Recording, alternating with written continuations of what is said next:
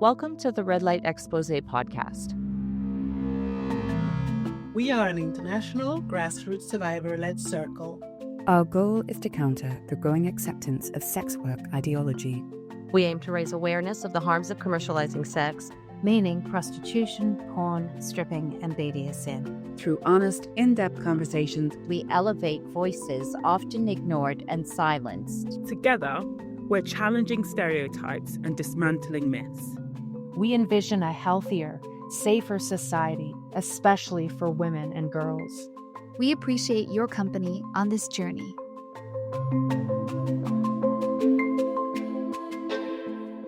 Welcome back to Red Light Exposé podcast. This episode is part of our Men for Equality series, where we highlight the voices of 8 men who are doing important work that supports the movement to end commercial sexual exploitation.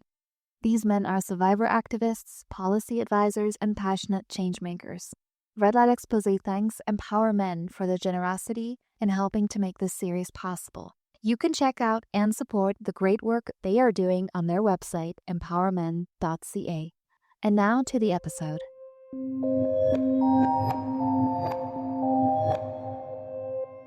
Welcome back to the Red Light Exposé podcast. I am your host, Savannah, and I am absolutely delighted to be joined today by Patrick Erlandson.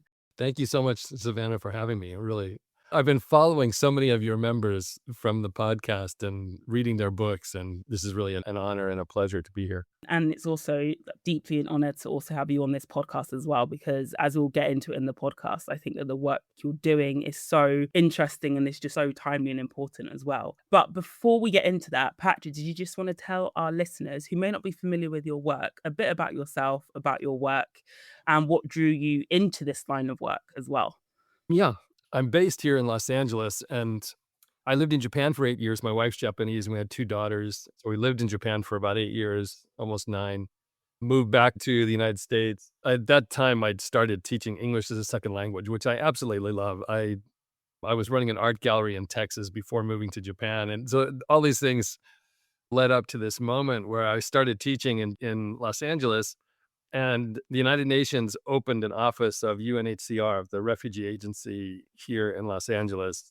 And something really appealed to me about working with kind of the United Nations and also with the displacement of people. So I started working there in Los Angeles with UNHCR. And in the course of that, we used to get field reports. So it was at the time of the Arab Spring. So you had this mass increase of refugees around the world. I think there were 40 million suddenly displaced people around the world. So the idea was we needed to raise awareness of what was happening and also to raise funding to take care of this mass increase in the number of people needing care. So we would get field reports, and one of them came in from Africa. It was after I'd been working for about a year. It came from East Africa, from one of the guys working in Egypt. And what was happening was a lot of the kids were leaving from Darfur, from South Sudan, and then trying to get to Israel, where they were told that they could get jobs and would be protected, but they had to cross Egypt. And then there was a group of Bedouins that were patrolling the border area. So a lot of these were unaccompanied minors. They were children. In some cases, they'd seen their parents killed. And these Bedouins would take them in and say, okay, yeah, tomorrow we'll take you up to the border with Egypt. Come and we'll feed you. And so they'd invite them in, show them compassion and warmth. All the while, they would be sending for a doctor from Cairo who would come down and drug these refugees and take out their organs while they were still alive and then bury them in the desert. And there was just something in that just slammed into my heart. And it was a betrayal of children at their most vulnerable, and then the imitation of kindness and then exploiting them in the way that they did. It's something that just disrupted me, and I couldn't go on with my life as it was. And so I started researching everything I could find on how children were being preyed upon, and everything from child soldiers to then leading me to just how prevalent sex trafficking was in the United States and in my neighborhood, and that this was so much more of a problem than people realized. And that the predatory exploitation of children was really something horrid and deeply damaging. And I think on so many levels. So I started looking for a place that I could work, and I found that Long Beach had a human trafficking task force. So I joined, and very quickly I took over as the head of the prevention subcommittee. So my focus became on prevention. I love the people who do intervention work and restoration work with survivors. But for me, it was like, God, if we could just prevent one more child or prevent someone from being exploited in the first place, that's what I wanted to focus on. And that led to just interaction with a lot of survivors, with even former traffickers, of buyers. And it just kept coming up and up, this idea that there was a father connection. And usually it was because there was no father. Often there was an abusive father. In the worst case, you had the trafficker was the father. And so in 2018, we started FatherCon. And my thinking was, men are being conned into believing that they're going to be happier in the backseat of a car with a 12-year-old than taking care of their own wife and their children, than being a person that they can actually respect. And what I found was so many men are living this life where they can't face themselves in the mirror anymore, or they have to come up with such complex justification for their behavior that it's self-harming as well as horribly damaging to their victims. And so we started FatherCon to really start this conversation, start elevating an understanding of the incredible, unique impact that a father can have on children and the role that they play. It should be a source of joy, not seen as this sacrifice and loss that it's so often portrayed as. Yeah, completely agreed. And I think it's interesting that in the anti-trafficking debate, that the focus is on the men and on fathers, which is not really a usual focus. It tends to be quite survivor focused, which is understandable. And so my next question is, like, why do you believe it's also crucial to engage men as part of the solution? I think men in general, but fathers specifically, I think that when a father doesn't raise his children in the way that he can, there's a vulnerability. And the vulnerability is what traffickers prey upon. This child is vulnerable to my manipulation. There was interesting, Jack Reynolds, who was in prison for 13 years for sexually molesting over 300 children. When he got out of prison, he was interviewed, and the journalist asked him, like, what kind of children did you target? And he said, it wasn't as much the children, but I found out if they had a father in their life, and those are the kids I left alone. And if they were being raised by a single mother, and he would come to the single mother and he would become her hero, and she would then entrust him with her children. So I think fathers contribute to two sides. They contribute to both the supply and the demand side. If a father is not really intentionally loving and caring for and raising up both his sons and his daughters, it can create the vulnerability of being exploited, and it can create a sense of entitlement to exploit. And so my thinking was, God, if we get fathers educated, if we start raising boys to understand the impact that they're going to have on their children, we can really go upstream and turn off the spigot of human beings that are being exploited. Fathers intersect with both the supply and the demand side. And that's what I wanted to target. I think that's quite a complex interplay, isn't it? When it's the same but different population that you're also targeting as well. In terms of the traffickers themselves, did you find that trend was the same, that they also tended to have absent fathers? Absent or abusive fathers was really common. Yeah, one of the traffickers, he spoke at FatherCon. We have an annual conference, and we really tried to bring in a variety of voices on a variety of issues. But we had this one former trafficker speak, and he and 6 of his friends grew up. They didn't have dads. There was no kind of guidance. There was no role modeling for them to aspire to, except the traffickers down the street had the beautiful girls and the money. Those guys became who they aspired to be like. And he said, I think 3 of his friends are dead. The others are in prison. He went to prison, got out of prison, and decided that he was going to totally change the direction of his life and try to keep other young men, especially African-American young men, from going down the road that he did. There is a consistent theme, and especially within the African-American community in America, where you've had an unraveling of the family. There's a lot of socioeconomic factors to that. But you had, at one point, fatherlessness within the African-American community went up to almost 80%. And so what I find now is within the African-American community here, the African-American dads who get it are the best. They are so there for their kids. They're just awesome. But you had policies from the 1960s with the war on poverty. This is one contributing factor, but President Johnson's war on poverty, they went into deprived communities, they went into especially African-American communities and communities of color, and they told them, if you don't have a man in the house, if you don't have a husband, then you can get this funding from the government. You can get cheap housing, all of these benefits. And so from that point on, you saw this incredible decline in marriages and in women having a husband and having a father for their children in the home. And so it's just one contributing factor, but I think it was really damaging. And I think one of the problems that has come with single motherhood, which, I mean, God, there's no way that I would say anything to slight single mothers, because man, they are carrying a burden that is not meant to be carried by one person. There's some incredible single mothers and what they've accomplished with their children. But depriving a child of a father, the father can have such a powerful role, and there's certain things that he contributes that the mother doesn't. And one of those things that's come up time and time again with the survivors that I've spoken with, fathers communicate to their children, especially to their daughters, that they're worthy to be loved. The fact that they are loved comes from the mom. I feel like the mom's love is like the air you breathe. But the father gets down on his hands and knees and lets his daughter paint his nails and do his hair.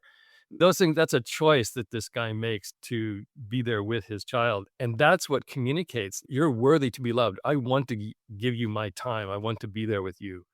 And that creates an incredible resilience and strength, especially in daughters. And so when that's deprived, that's problematic. If you grow up not really convinced that you're worthy to be loved, then you're much more willing to listen to some guy who gives you an iPad for whatever. Yeah, 100%. And I can completely relate to that because my dad, unfortunately, recently passed away. And one of the things that he was a really good dad. And I think that one of the things that he instilled, especially me and my sisters, was just, like you said, that we are worthy to be loved, and that the sort of comfort and the presence that he gave us was also very safe as well. And my sisters and I always say dad set the bar so high when it comes to men, because it's true, he did. So if a guy is trying to sweet talk us or manipulate us, we see it a lot faster because we have the example of our dad and we saw the way he loved us, and most importantly, the way he loved our mum as well. That's one of the conversations I had very early on with the survivor. And I'm so glad you said that. But what she told me, she had already just explained what she went through with her trafficker. And it was absolutely horrid, absolutely horrible. And I asked her, like, what would have made it so that you wouldn't have believed this guy? What would have made it so that you wouldn't have gone down that road? Without hesitation, she looked at me and she said, I wanted to see my dad love my mom. And I was so moved by that. And it was just like, I've told that story to so many fathers. You've got to let your kids see that you really love their mom. But I think fathers do create a safe space for children. There is a real a safety and security that a father can create that allows a child to really thrive.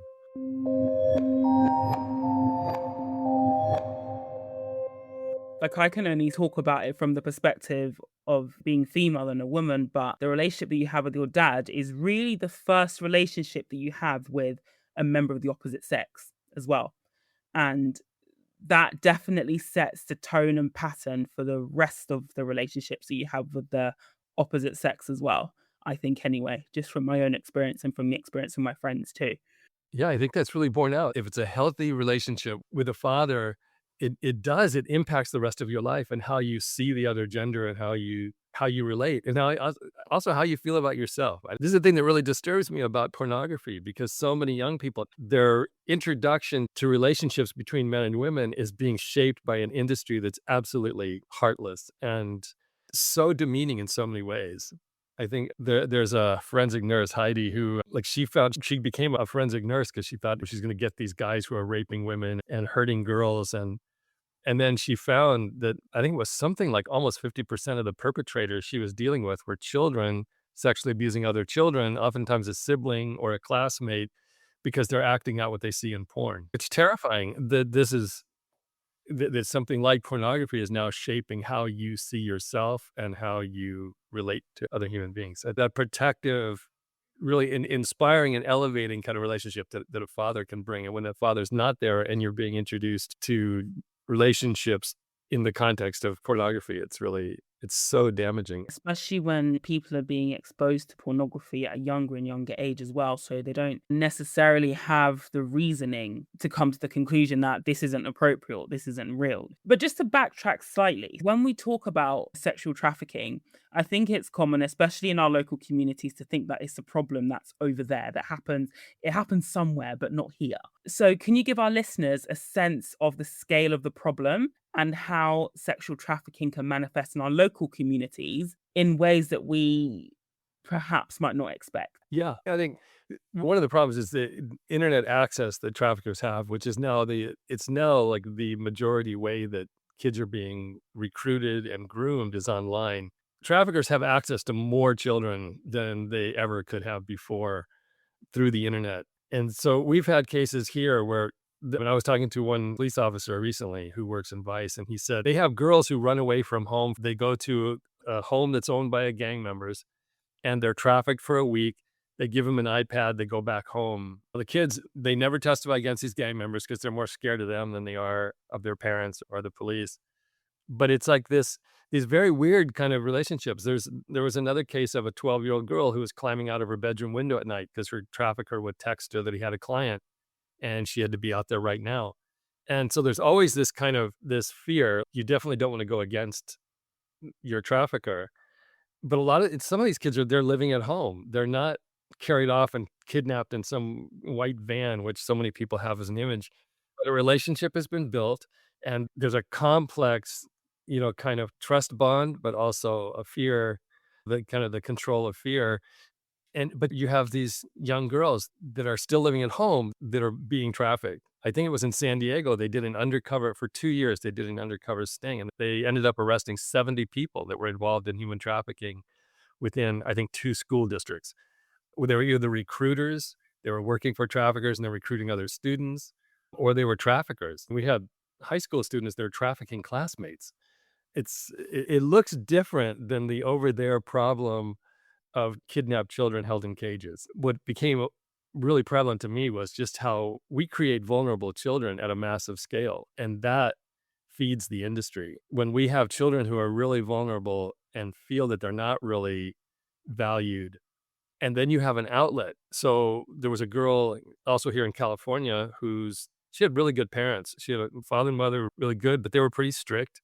She had siblings. She kept acting out. It was her teenage angst, and she was acting out of the family. And her parents said, look, if you don't want to be here part of our family, then go stay with one of your friends until you want to be part of our family. They had a little tough love, and they thought they knew all of her friends, and they knew all of her friends' parents, so they didn't think there was much danger there. But they didn't realize that she had just met a guy on Instagram 2 weeks before, and he was the guy that she contacted. Ended up on a mattress shot full of heroin for weeks upon weeks with just men coming and paying for her. It looks so different than what a lot of people think of human trafficking. And the vulnerability that's increased by not having parents who are really attentive and understanding of their role is a huge problem. Our approach is really, how do we educate both men and women about fatherhood? Because the role of the father is unique and it does provide something that's not easily replaced. We celebrate like fathers who are the biological fathers, but also father figures. I can have the heart of a father towards somebody else's kids or towards my community, and that can also have a really powerful, positive impact. And then also future fathers. We've got to change the way that we raise boys.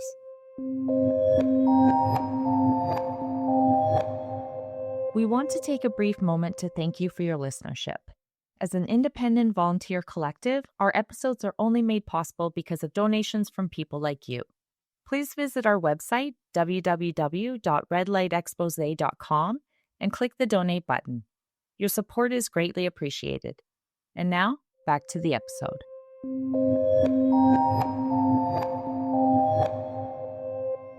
So in terms of the men, like how do you think that they can actually model these healthy masculinity and behaviors and respect for women in a way that prevents boys and I suppose other men from becoming traffickers or buyers in the future? I think one of the things we've really lost is a celebration of integrity. And I think boys need to learn to control themselves. And I think especially during those teenage years, this is it's an opportunity where you're feeling all kinds of impulses and desires. And all of a sudden you have the ability to actually act on your desires. You have more independence. You have more capability, more physical strength. All of those things are hitting you as a young guy. But that's the time that you really need to develop kind of integrity. And if you don't have male role models who inspire that in you, it's so easy to go off the rails, and it's encouraged. And this is one thing that I speak about a lot is this sense of entitlement. And I think all around us, it's politics, it's in even churches, it's in advertising all day long. You deserve this and deserve that. All these things that you should have. And this is really problematic because the more you focus on what you're entitled to, the less you feel grateful for what you do have. There's a decrease in your ability to appreciate the amazing world that we live in and the things that we have as human beings. And you just see things in terms of loss. I don't have this and I should have it. Somebody then is keeping me from it. I'm a victim of being denied the things that I am entitled to. And then that feeds a sense of justification why it's okay for me to go and take it. So if porn is telling me that I'm entitled to this incredibly awesome sexual experience and my girlfriend or my wife is not doing it for me, then I'm entitled to go out and either pay for it or take it in worst cases. And this is a huge problem. I think the antidote to that is encouraging a sense of integrity and modeling integrity. That when you're a person who can trust yourself and then be trusted by other people, that is so much more rewarding than 15 minutes in the backseat of the car with a 12-year-old. And it's especially important for men. I think that's what we bring. How do we make a person feel safe? Is when we have integrity, when we know that we can control ourselves, when we know we have a self-dominance to where it doesn't mean you deny yourself the joys and pleasures of life, but it means that you're able to control yourself. And that is so important, especially when you become a parent or you become a father figure in how you relate to other children. I think we really need to counter this growing sense of entitlement that's creating anger and resentment and this sense of victimization that really easily tips over into justification, why it's okay for me to take it, which is really scary. I use one example. You know the movie Ocean's 11? Yes. Have you ever seen the original Ocean's 11? I haven't, no. It's with the Rat Pack with Sammy Davis Jr. And yeah, it's an old black and white film. And in that movie, they plot and plan and they go through just months and months of creating this lavish plan to steal money from this casino. And then after they steal the money, one of the members of their gang dies and they can't get the money out of Las Vegas because the police have cracked down and they're checking everything. And so they're in this dilemma. We got all this money, but we can't get it out of the city. But the guy died. So they decide to put the money in the casket and then ship his body home. And that's how they're going to get the money. But the guy's wife shows up and decides to cremate him. Oh my gosh. And so all the money goes up in smoke. They walk away. But the new Ocean's 11, they get away with the money. And I think it's indicative. If you can get away with something, go for it. And that's really damaging when you're a boy growing up and going through, especially the teenage years. And the messaging is, heck, if you can get away with it, go for it. That's scary. And I think this is what we need to counter. And we need to counter that with more and more men like really valuing integrity, that I'm able to trust myself, that I'm not going to do stupid, crazy things that could harm another person. I'm not going to follow every impulse that pops into my head or into my body. And then to experience being trusted by others is such a rewarding thing, I think, especially for men. I think it's to be able to know that you can be trusted. That's what happens in the military, where you see these guys have each other's back. And there's an incredible bonding that happens. I can trust that you're going to protect me in a dangerous situation. And it's being so lost today, and it's turning into a sense of entitlement that especially you mix a sense of entitlement and pornography and you've got a disaster in your hands. And I think from what you've said, it also goes back to a growing sense of isolation and disconnect from community. Because when you have that disconnect from community, you then lack that accountability and you lack the outside perspective that will challenge these thoughts of entitlement or call you out on it as well. So that's another thing I think that probably doesn't help, and something that as a society, both like men and women, we should be investing more in our community, in our friends and in our family, and strengthening those ties. But it seems like it's going the opposite way now, to the point where, social isolation, you can now get like AI girlfriends, AI sex workers, because the emphasis now is just on being alone and just being just like your entire world, like basically shrinking to the four walls of your house, which is so dangerous as well. More and more boys they're not developing, which is one thing that's really sad, because you get introduced to video games at a pretty young age. And then even where there's some benefit to it, like a father sitting down and playing video games with his son, but they're missing out on the physicality of movement and we need that. A lot of this idea of rough and tumble play and how important it is for both boys and girls. But the things that a father will do that a mother won't, and how important those things are for a boy's healthy development. And that's really decreased. Again, we're talking in generalities, but women in general and mothers in general will be protective. They don't want their kids to get hurt, and they want to take care of them immediately when they do get hurt. And a father's going to put his kid up in the tree and tell him to jump, and or challenge his daughter to swim across the pool when she's afraid to do it. But he's there for her. He's going to protect her, but he's encouraging her to challenge herself. And those things are really important. And that physicality, going through something that's risky and dangerous, being given this space for the physicalness of developing as a child with the protective care of a father. I think that's really important. And it helps with socialization as well. And I think now we've got this, you're playing video games, you're more and more in your bubble, and that's really damaging to our, like, having healthy social connections and relationship. And it does create more of an isolation and a sense of you're being alone. And when you're alone and you have the anonymity of the internet, you can really go off the rails. And I think that's, even men can't handle it. Adults can't handle like what they're being exposed to today on the internet. And then we expect an 8-year-old to somehow magically be able to, handle the internet and social media and those things. Yeah, I completely agree. And especially seeing as like the internet has just evolved into a completely different beast, even within the last 5 years.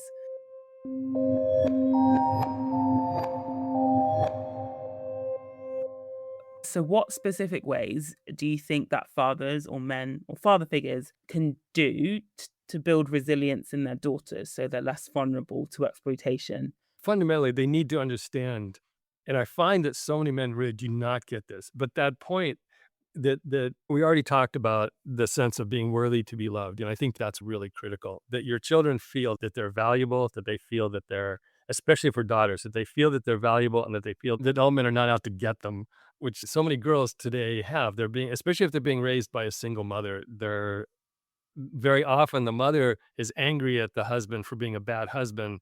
So she lets her feelings about her husband known to the child, which then creates a problem, another generational problem, which worries me quite a bit. I think at some point we've got to prioritize the development of our children over our own personal feelings. And on both sides, for men and women, I've seen incredible success where even in a divorce situation where the father and mother, even though they're really angry at each other, they prioritize the health of their child. And in one case, the ex-father would always show incredible respect towards his ex-wife. And in front of the child, they never fought, they never argued.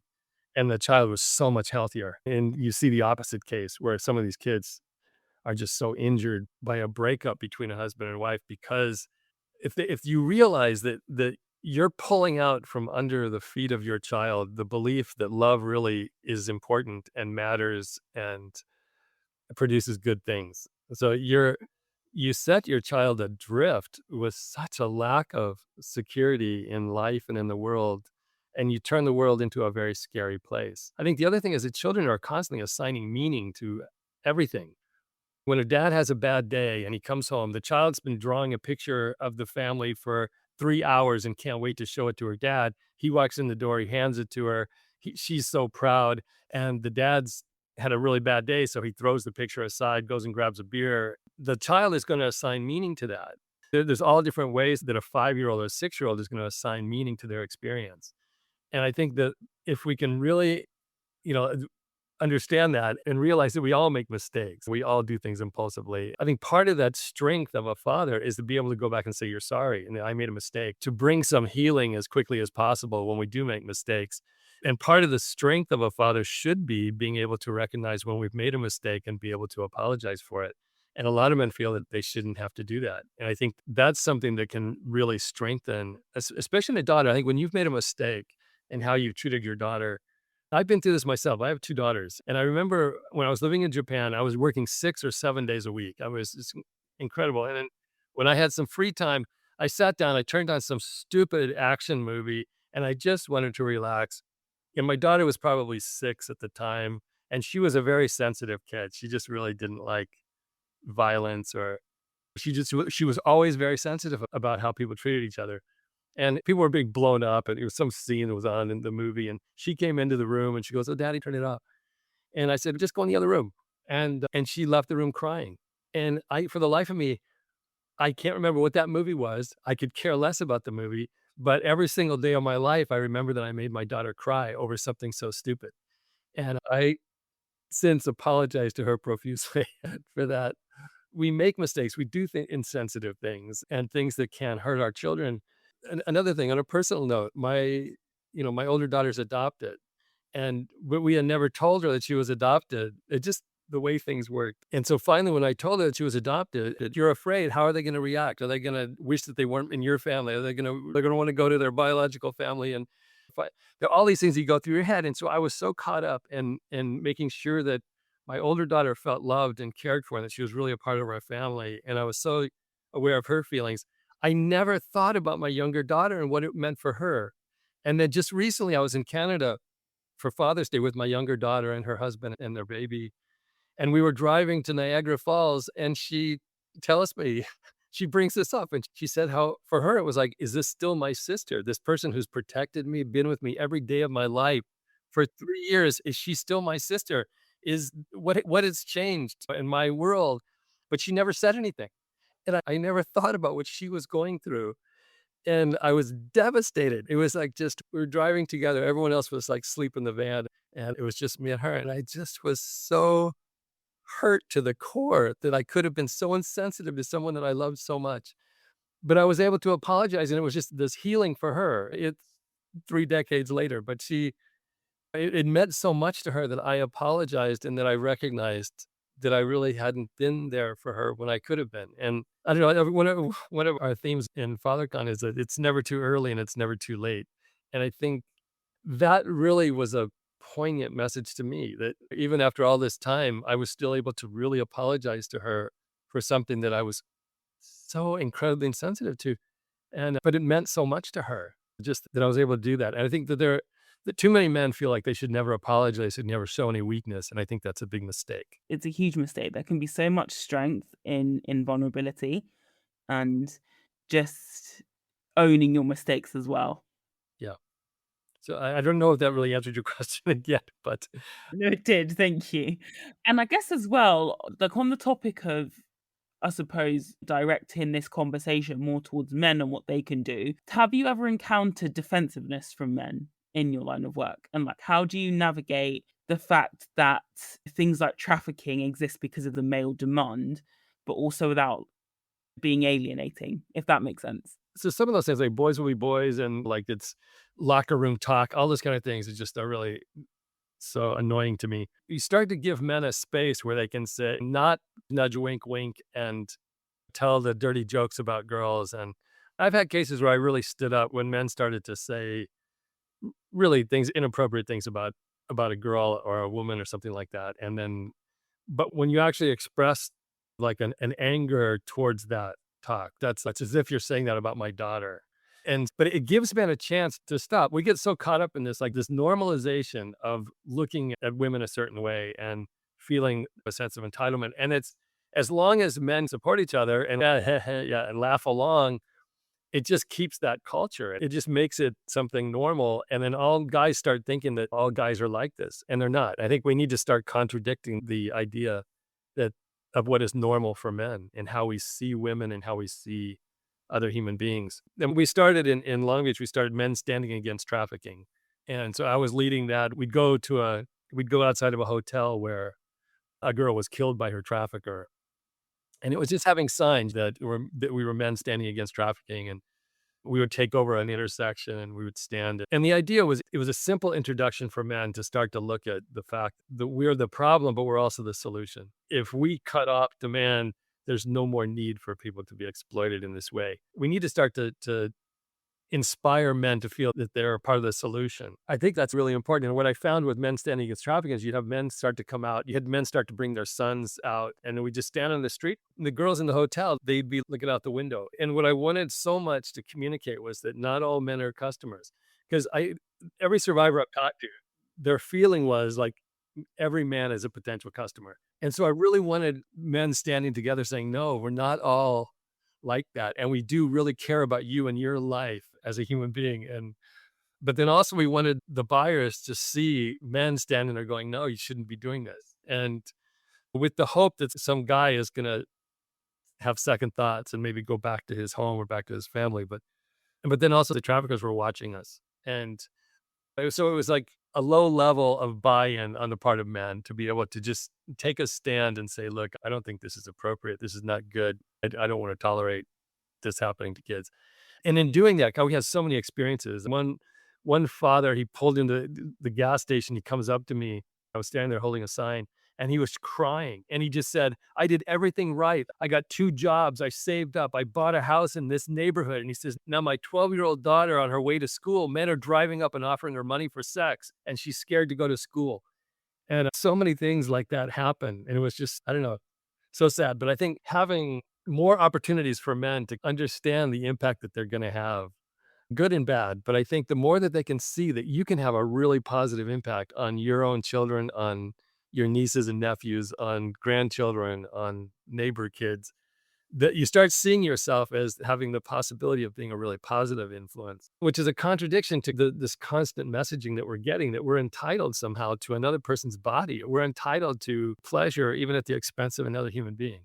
And I think more and more men we have to start to demonstrate that shouldn't be the norm. And that's not where our real happiness comes from. I look a lot at the Harvard study that they did, I think it's 86 years now or something, a study on human development and human happiness. And their conclusion after this incredible decades-long study was that human happiness really comes from our long-term relationships more than anything else, more than jobs or money or status. And nothing came close to actually making us feel happy in our lives as these long-term relationships. And so I really try to emphasize that all of these other things are very temporary. Anything that you're going to get out of abusing another person or using another person is very short-lived, and it's undermining your own sense of well-being and happiness as a man. And not enough men hear that. If you're in a bubble of support for a certain way of thinking, it's God, you trade away the treasure that we have for something really cheap and artificial. So for me, that's what I try to communicate to men. And you do find resistance, of course, but I think they need to hear the message repeatedly and from many different sources. And so that's what we try to do. So I try to bring in a lot of different, both men and women, get their voices heard. I'm really excited about Andrea Hines. I've been going through her book, and it's brilliant. And I really want her to join us for the next FatherCon, she and her husband. And I think we need these different voices, different people who have their own experiences. But we had a woman, I want to share this. A couple of years ago at our FatherCon conference, one of our speakers was Amanda, who she had been trafficked by her father.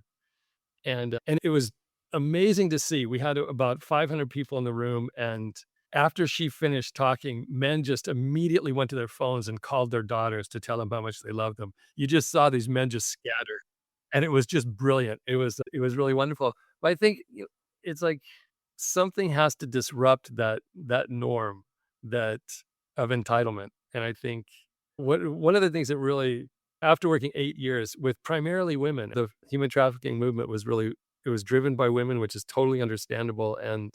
And yet there was this missing element of men. And I think my feeling is it's also easy to demonize men. It's really easy to see men as these like slobs and pigs and abusive creatures that should be locked up and have the key thrown away. And for me, it's kind of, you're watching somebody self-harm at the same time that they're harming another person, but they're also really harming themselves. And that's what I wanted to prevent. Men who are behaving in a way that's actually denying them a happy life. That's painful to watch. It's painful to see men make choices and make decisions that are actually going to destroy their ability to have what life has to offer for us, which is so incredibly wonderful. I'm just blown away by this incredible universe that we live in and this world that we live in and what it can be. And you just see people throw it away for something so cheap and insignificant. 100%. And I think that some of that is also very short term thinking. We talk about things like the rise of the fast food, for example, like McDonald's and Burger King, and like how it's ruining people's health. But we don't talk about the fast food of relationships or gratification, things like paying for sex or buying sex or human trafficking or even like hookup culture. All of this is just like essentially the fast food for relationships. And there was a really interesting, like shortly after my dad passed away, I was on X and there was a funeral director, and she said that the most common, I guess, like profile of someone who is deceased and their body isn't claimed is a man, because he either doesn't have any friends or family, or when they do find his friends or family, they want nothing to do with him. And it was quite sobering to hear that from somebody who's at the end of life. Obviously, that most people aren't thinking about that sort of thing when they're in their 20s and 30s. Who's going to be there for me at the end of my life? But this all feeds into the idea that, like you were saying, that we are almost like sacrificing these really deep and meaningful relationships. Even, I suppose, like once we're not here anymore, it's essentially being sacrificed just for the fast food of relationships, and we don't even realize it, the impact that's going to have in the long run. That's so true, and I think that's exactly my point, yeah. And you saying that, that reminded me of talking to one police officer, and he was saying, like, when they've had a girl who's been trafficked and they're trying to just get her back home, he said in all of his experience and decades of working with this population, he said he's never had a father come and pick up his daughter. Man, really sad. But I think, yeah, that point, and I think if we can get that through to men, like in the long run, what type of person do you really want to be? And we give them a chance. I was recently on a call with these 4 guys who had spent time in prison and then got out, and all 4 of them ended up getting custody of their children, which was mind-blowing. They had the time in prison to really think about who they were and what they were doing. For most of us, we're busy, we're doing all kinds of things, we're working, we got all these responsibilities. But in prison, you've got all the time in the world to reflect, to think about your life choices. But this one guy was really interesting. It's like he had a 14-year-old daughter. He went into prison when she was 4. They had almost no relationship. He wrote to her, but she wouldn't write back. But during his time in prison, he really started to value being a dad. And they had programs to help dads in prison, which was really brilliant and great. But he came out of it really understanding his role more deeply and more clearly. So he got out, he started to build a relationship with his daughter, who at that time was being groomed by the grandfather for being trafficked. And she was addicted to porn. Her grades were like D's and F's in school. And then after 7 months of his being out of prison, he built enough relationship to her where she requested then to be in his custody. He just very quickly, she's cut off from porn, got out of front to the grandfather. Her grades became A's and B's, and she just absolutely loves her dad and wants to be with him. And I don't know, it's like we should all be so lucky as to have the chance to really stop and reflect on who we really want to be and the real joy of being a dad. I've tasted the ups and downs and the bitter and the sweet of being a father, and I wouldn't trade it for anything. It's the greatest joy to have your daughter, your child want to be with you, want to spend time with you, want to share things with you. Like one of my daughters she's becoming a singer-songwriter. She'll call me at 1 a.m. and she'll go, I just wrote this song. What do you think? And there's nothing that compares with that. No movie, no, nothing else. It's such great joy. And I just see so many men trading away that. And your point too, just about the hookup culture. I remember reading about how uncomfortable that is for men.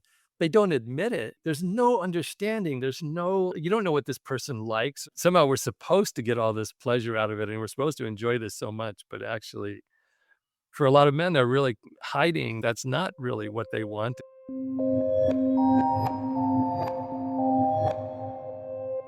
I remember a really great writer, Natalie Liu. She writes a lot about relationships, and she said that the term casual sex is an oxymoron because if you think about it, nobody likes to be treated casually. Like, even if you're looking for a hookup, for example, sex buyers, for example, they are exploiting a woman, yes, but they want to feel something. They want to feel wanted. They want to feel, she wants to be there, even if it's obvious that she doesn't, but they want to feel a lot more than just sex, basically. And it's such an oxymoron that's been And like you say, a lot of men, especially because like in my time, I hear a lot about it from women and like how they feel used and exploited and not satisfied. But I don't think men will outright say that hookup culture isn't for them, but there's always a telltale signs, because ultimately I think it's human nature to want to be genuinely desired by somebody and to not be treated like casually, especially when you are engaging in something like sexual activity, which is one of the most intimate acts you can do with another person. Yeah, that's right. Why would you sign up to be treated casually in that situation? Yeah. And yet that's the messaging. God, the messaging of movies and culture so much is that there's this freedom and pleasure in not having any responsibility and not having to care about the other person. And nothing, I keep going back to porn, but God, there's just nothing creates that disconnect like porn, because there's no moral responsibility for me to care about how this girl feels or what she's going through. I didn't make this. I didn't make her do it. It's there. And so there's zero sense of responsibility to even care about her. And the more you watch porn, like, this is the other thing, is like the gray matter in your brain shrinks, they say. It's like so porn has this effect of decreasing your empathy. The more porn you watch, your empathy actually decreases. And this is another point I want to make. That actually empathy is increased in children from the father, not the mother, which is totally counterintuitive. When I first came across this main study, it was a 26-year-long study, and it showed really clearly that the children learned empathy more from the father than they did from the mother, even though they witnessed it in the mother, but they cultivated it in relation to the father. And the way that this happens is very interesting. A lot of it is through play. And this is, again, what's happening in relationships where the father wants to play rough with the kids and then the wife is shutting him down. And this is one reason why I went FatherCon is also elevating understanding for the mother as well, because it's really important. Like what happens in playing with the dads will let things go to a point where somebody can get hurt. Mothers don't usually do that. But I've had in my own experience, you play with kids, they get really hyper, they're just so excited to play. And then they'll start to do something. They'll try to pull off my glasses or they'll poke me in the eye. In Japan, this big thing with boys was poking you in the butt, which was just really annoying. But it's like they get all excited and they're so happy playing. And then they start to do something that's invading another person and annoying another person. So then you say, okay, that's it. We're not playing anymore. And so the kid goes, but I want to play. And he says, no, but you keep poking me in the eye. So now we can't play anymore. And so then it's in that. And even really young children are developing a sense like, I have to be aware of how the other person feels or else I'm not going to be able to play. And so it's very interesting the ways that a child starts to develop a sense of empathy. And then you look at, so what happens when empathy is diminished or doesn't really develop in a child? And so then you start to see children are much more willing to cross moral lines and then ultimately legal lines from having a lack of empathy. And so why do we have 70 to 80% of men in prison are coming out of fatherless homes? And especially teenagers, like the incarceration rates of teenagers is really high of coming out of homes where they don't have a father presence. So I think there is this connection, if we're not really developing empathy, that our willingness to cross these kind of moral lines, to use other human beings, to seek gratification even at the expense of another person. So again, we need father and father figures to temper that. And then you add a fatherless boy and pornography, and you are really cutting down on this kid's ability to empathize with other human beings. That doesn't make for a safe society. I know 100%. And I think that as well, you mentioned that it all circles back to pornography, but I think a lot of the social anarchy that we're seeing in interpersonal relationships stems from pornography. I think the porn industry has a lot to answer for in terms of the trafficking that goes on with it, but also the depiction of relationships as well. So I think it's right that we keep banging the anti-pornography drum, because I'm not saying we're living in a utopia, but I think that if more people were aware of the links between pornography and I suppose the other social issues in society, they would take it a lot more seriously, because even now we're still seeing it. It's also mutating into what I call the personal porn. So things like OnlyFans. And this is where you step into like the sex work is work argument, which is total nonsense. But it all feeds into that system whereby we are normalizing a culture which is teaching us to lack empathy towards each other. It's teaching us to essentially use each other for gratification and toss the other one away, even if it doesn't leave either party fulfilled or satisfied. And so it all essentially links back to that. Yeah, I know, it's so true. We get so much more enjoyment out of a mutuality, like of where I care about how you feel and what you're experiencing, and then you Yeah. care about mine. That's so much more rewarding than slam bam, thank you, ma'am approach to our human interactions. People talk a lot about, especially here in California, they talk more and more about decriminalization or legalization, and it's just if you once you go down that road, it's like you're telling men it's okay, and that is not a message we need to hear, is that it's okay as long as it's a commercial transaction, it's okay for me to abuse another human being or use another human being for my own immediate gratification.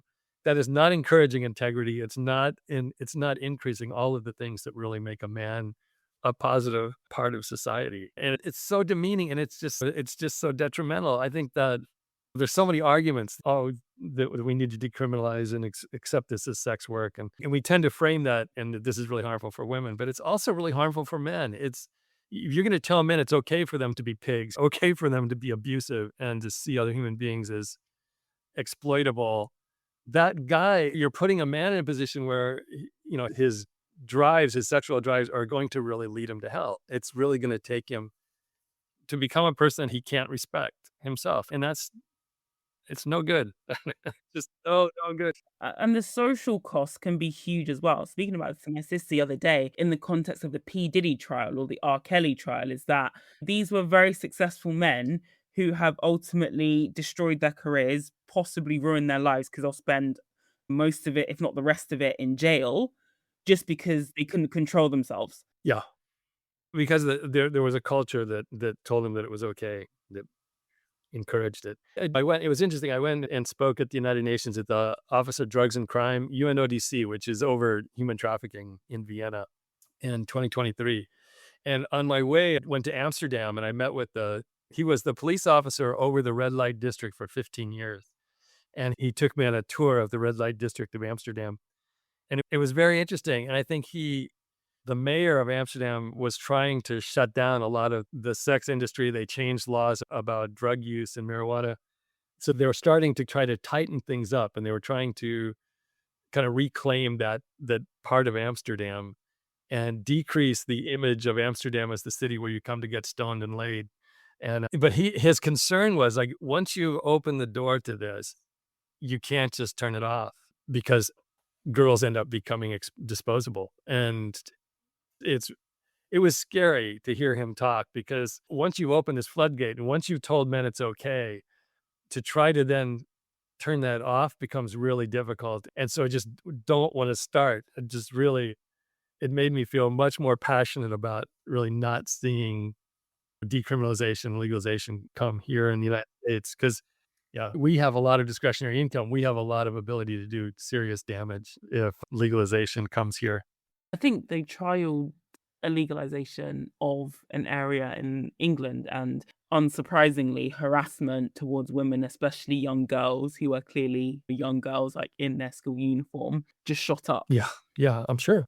So if a listener today remembers only one thing from this conversation, what would you want it to be? I think if we can support fatherhood, really elevate our understanding of the important role that the father plays, we would change so many things, not just human trafficking, but there's so many social issues connected to the decrease in present and attentive fathers. So if you're a daughter, if you're a wife, if you're a mother, if you're a father, an uncle, whatever role you are in, whatever position you're in, really start to look at how important fatherhood is. If we can get fatherhood right, we get so many other things in society right. If we have fathers who understand the impact that they're going to have on their daughters and their sons, we start to see things really change. And so my encouragement is to really start to look more deeply and more seriously at how we can support fatherhood. We should have legislation that supports fathers staying in a supportive, protective contributing role to their children, not seeing legislation that breaks apart the family or makes it easier and easier for men to just basically leave and take off. I think that there just should be more insistence on whether it's programs or legislation or in any of these different areas that impact us as a society. We need to start to prioritize the kind of family, because this is really, our children are coming out of our homes. One trafficker said, like, he didn't even have to groom the kids that he was and ultimately trafficking. He said they were coming out of our homes willing to be exploited. And that's even increased with OnlyFans. But I think we need to really elevate our understanding and our social kind of celebration of fatherhood. Not that men want to be celebrated. I don't think that's really the thing. But I think the more that we do honor the role of the father, because it's very impactful, we'll start to see really important things and big things change for all of us. We're all being impacted by what's happened to families, what's happened to the number of children that are being raised without the positive influence of a father. So please get in touch with me at FatherCon. This is something that we really take seriously, and this is what we're really trying to promote. We want to give voice to men who are really good fathers that have something to share, and also expose the problems as well. But we really want to encourage more and more men to see fatherhood as a point of success in life, that this is actually the measure of success in life, is having the heart of the father, whether you're a father to your own children or not. I just really see that men who develop this heart of a father towards children, towards people who are vulnerable, towards those around them, that their lives are so much richer and so much more rewarding.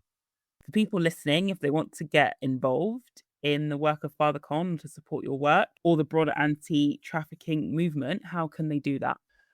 Reach out to me. We're also a hub. So if you have an interest in a particular thing, we will direct you to other resources or other places you can work, or get involved with us. If you're a speaker, if you have a story to tell, we want those things as well. But they can reach me at Patrick at father, and then it's a -con.org. And our website is also father-con.org. I really welcome people to contact us, and because we really want to expand this messaging and really to reach as many future fathers and fathers today as we possibly can, because I really feel that's going to make a huge difference in human trafficking, in the exploitation of children and vulnerable people, but also just in our own well-being as human beings. And so please reach out, email me, contact us through the website. And if there's an area that you're really interested in, we'll direct you towards that. Perfect. Thank you so much for your time, Patrick. This conversation has been really eye-opening, and it's really great to hear more about the work that you've been doing and your views on this very important topic. So thank you so much for your time once again. It's really appreciated. What you guys do is fantastic. And I encourage more and more people to tune into your podcast and read the books of some of your members. They're just really insightful, deep, and encouraging and motivating. Thank you. Thanks again so much. Thank you. And for our listeners, we will see you soon. Take care. We hope you found this episode informative. To follow us on social media, click the links in the show notes below. If there is a topic you would like us to cover, you can contact us at redlightexposé.podcast@gmail.com or head on over to our website, redlightexposé.com. There you can also find a donation page if you'd like to support the show. All the hosts at Red Light Exposé are volunteers, so we rely on your donations to continue to compensate our survivor guests and cover operative costs. Thank you for listening. We hope you tune in next time.